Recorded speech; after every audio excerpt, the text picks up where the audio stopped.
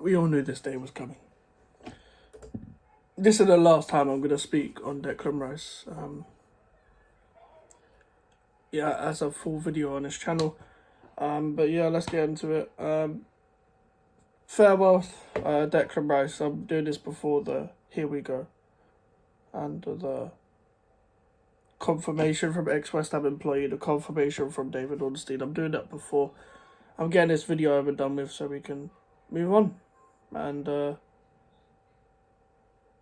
I'm not doing a video on replacements for Declan Rice, so I just want incomings right now. But we're going to go through Declan Rice's time at West Ham United and give a farewell like we did for Lanzini.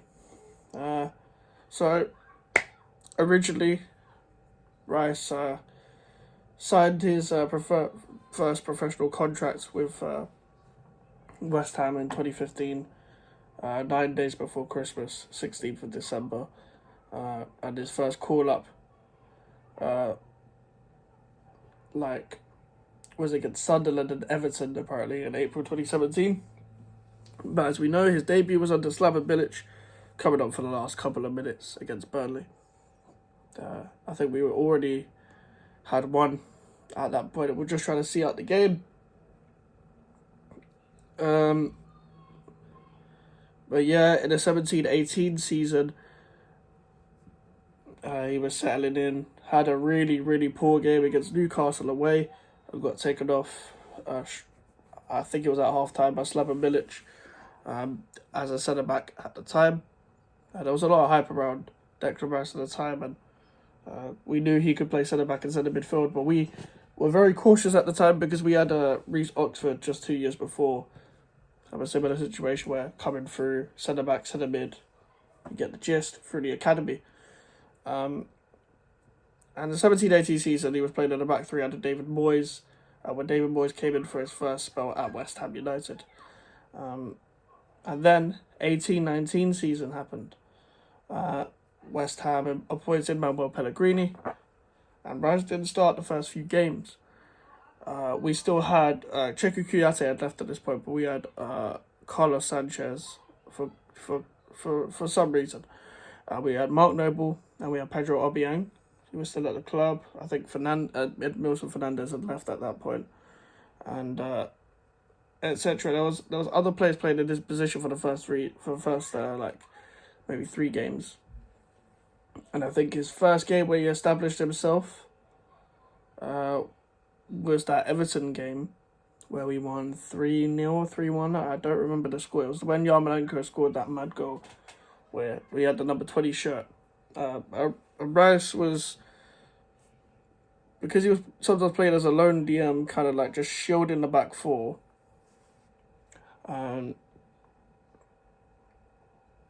He was basically like a centre-back in CDM. And he grew throughout then in the 18-19 season. He was getting compared to Sean Longstaff for some reason. Again, another game against Newcastle, he scored. He shushes the Newcastle fans because he had obviously heard those comparisons after that crackhead Newcastle fan was saying some mad shit about Declan Rice. Saying fucking Longstaff was better. He also scored his first goal in January 2019 against Arsenal, the club he is moving to, not long after the Soccer AM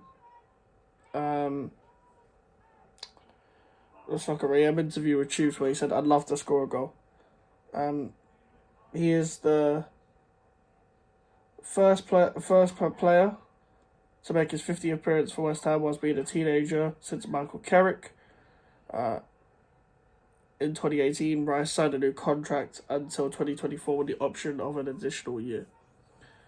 And we've triggered that since then. Not that it matters now. But yeah, in that game against Arsenal where he scored was West Ham's 50th Premier League game at the London Stadium. April 2019, Rice was named on the shortlist of the PFA Young Player of the Year, which was eventually awarded to Raheem Sterling, even though Raheem Sterling has been 26 for about 6 years. At the end of the 2018-19 season, he was named Player of the Year and won the Individual Performance of the Season award. for his match-winning game against Arsenal, and was named Young Hammer of the Year for the third consecutive season. In December 2019, Rice captained West Ham for the first time, and that was, if that is the game I'm thinking of, that was on Pellegrini's last game at the age of 20 in a 2-1 home loss against Leicester. By the way, that was one of the worst games I think I've ever seen at the London Stadium. It's funny, on my birthday, nearly 3 years ago, 17th of July 2020, I remember watching this. He scored his first and only Premier League goal of the season in the 1920 season in lockdown, where he scored against Watford. It was a very good goal. I went to celebrate with Moyes, etc. Rice played all 38 games in that season. We had to survive relegation and all that. I didn't expect what was going to come next. We then, in the 2021 season, there was according to Fabrizio, I think I remember Fabrizio saying this on a channel at the time, that he was close to moving to Chelsea, and he was close to, I think he agreed terms, but there was no bid, and West Ham were like, just stay for another year, etc. We then got Europa League. We came sixth. He got injured. He was part of the reason why we didn't get Champions League, because he ended up getting injured on international duty. We really struggled without him, but we had a few injuries at the time. There was the whole Republic of Ireland stuff as well. I'm just reading the Wikipedia. On the 19th of March 2017, he was named Republic of Ireland Under-17 Player of the Year.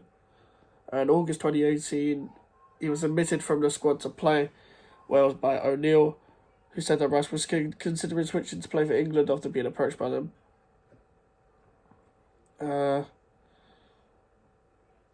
So, yeah, he met with Mick McCarthy at the time, and as much as Mick McCarthy tried to say he's a potential future captain, he decided to go to England. Obviously, he still gets criticism of that till this day. But back to West Ham. We obviously got to the Europa League. He scored against Vienna, and he scored the second European goal again, like ever in that campaign against Zagreb after Antonio opened the scoring.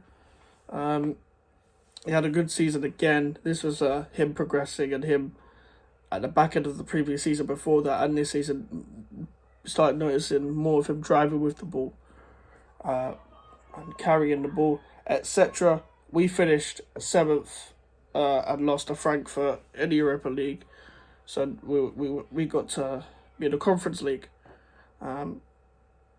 Rice has scored a couple good goals against Forest and Southampton. I don't remember. Oh yeah, he scored against Leeds as well. I don't remember who else he scored. He scored some important goals in his West Ham career. I think my favourite one, it was probably one of his worst goals, but the goal against Lyon was amazing. It wasn't an amazing goal, it was an amazing moment that the goal was scored at the time. And yeah, that night, never forget that. Battered Lyon. Then Rice, obviously talking about Moussa Dembele and how the Twitter admin was getting very cocky. I loved that as well. He was named captain when Mark Noble retired last year. He was an official captain for a year, but he was captain for 2 years, as in a regular captain, although he wasn't the official captain because Mark Noble was still there.